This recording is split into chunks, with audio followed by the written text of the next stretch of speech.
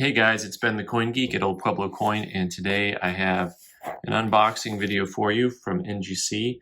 I just got a fun little group of coins back, starting with this really lovely 1921 Walking Liberty half dollar. The half dollars, well, 1921 is a special year for coins. You had the introduction of the peace dollar. You had really low mintages on the half dollar and the dime. So really a nice looking coin overall. A lot of detail in the wings and on the feet down here. And for those of you who don't know the rule of thumb on grading Walking Liberty halves, whatever grade you think it is, just like knock it one grade and then you'll be right on. So fine 12, nice coin, good grade. I like the coin overall for the grade. It came back what we expected, and just a lovely coin. It's about a $300 coin in this condition. And for someone who's putting together a nice walker set, it's a very tough coin to come by.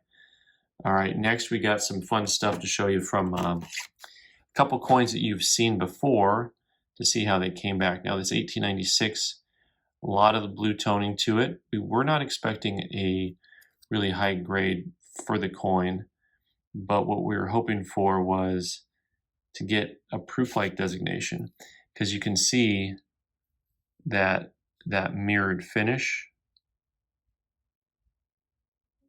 as the light rolls around there. You can see the mirror finish to the coin. Kind of some fun toning too. It's a little bit mottled, which means it's got a lot of different patchy color work to it, but you can see it's got a kind of a proof-like quality when the light gets sideways on it. It came back mint state 63. Little bit of a bummer. I wasn't really planning on sending my kids to college with this coin, so I'm not going to worry about it too much. But overall, it's a pretty coin. Not a rare coin. The proof-like coin is about a $100 coin. With the toning, we'll probably put it on eBay and let people fight for the toning a little bit. We got another Morgan here that we had previewed that I really like the coin, and overall I know a lot of you like the coin, and some of you thought, meh, maybe that spot in the center you didn't really care for. I just happen to think that overall it had a real nice quality to it. And my goal on this was to get a mint state 64 out of the coin. Mint state 64 is, I think that was about a $120 coin. 1890 is not an easy date to get a nice example of. It's not a rare coin, but to get a nice example is difficult. This one came back mint state 63. Also had a lot of that original toning to it, not as much color, just kind of subdued. But if you like nice original coins that have not been dipped or played with, that's a very good example. In that condition, it's probably a $75 coin. Next up, I got a couple of real rare coins that you're going to like. This 1892 Carson City silver dollar. Really nice original coin. Original is the wrong word to use, because that's actually not what we expected it to come back as. I think, I'm trying to remember if I previewed this now that I'm looking at it. And that field's really nice there.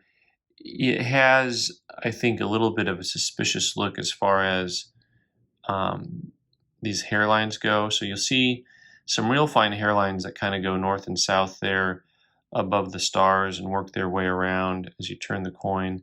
You can see the lines kind of pop up. Now, we've had this conversation before. There's some more hairlines on it. What do the hairlines mean? Does it mean it's been cleaned? Does it mean it's just slight pocket wear? Overall, they called this coin mint state, uncirculated details, clean. So overall, they felt like the coin was mint state, and I think that's kind of what I meant when I said original. It's like the coin had not seen wear, but it has those fine hairlines, and therefore they were going to call it cleaned. The coin's really neat. In this condition, I don't know, was this like $1,000 coin? A nice Mint State 63 coin is like 1,600.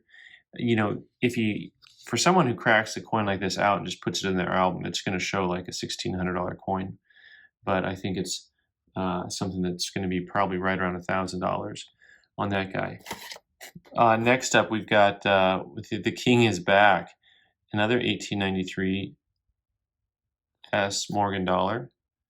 This is, for those of you who don't know your Morgans, the hardest circulating coin to come by, or the most expensive, I should say. Maybe there are things that are harder to come by, but this one is very expensive. And we'll take a close look here. You guys can kind of guesstimate how you would grade the coin. I like the coin that it's got a nice original look, that steel silver gray color. Has just a little bit of a rim bump at the M in unum. It's not really distracting, but it's there. VG8, nice grade, great beginner collector grade. This coin is probably around $2,500 or so in this condition. And overall, it's something that it's a good grade to get because it's not cleaned. Sometimes you can find one that's cleaned and you'll still spend $1,100, $1,200 on it. So there's a price difference there, but still, to get a problem-free example is really nice, and you didn't have to pay. The next grade up is like $3,000, and it moves from there. And saving some of the best for last here, we got the fireworks show going on. This is an American Beauty. I think we had this in another video before we sent it in, and the obverse of this coin is just devastating. Devastatingly beautiful, that is. That cheek is what you want your cheeks to look like. Super clean. The luster is spectacular. It's got a little bit of a proof-like feel to it. This is the type of coin we put on eBay and let people have fun fighting for it. This type of coin, it's one of the few areas. So much of the coin collecting market has become a commodity where you're just buying a holder and a grade and a coin, and you're not really buying the coin itself. One of the things I appreciate about the toned market is it's one of the few areas where eye appeal really still matters. Mint State 65, I actually thought this coin could go higher than that, just because overall it's just a real nice coin. But I still think that it will sell well on eBay based on the merit that the coin has with the overall color and eye appeal. So anyway, that is the fireworks that ends the show.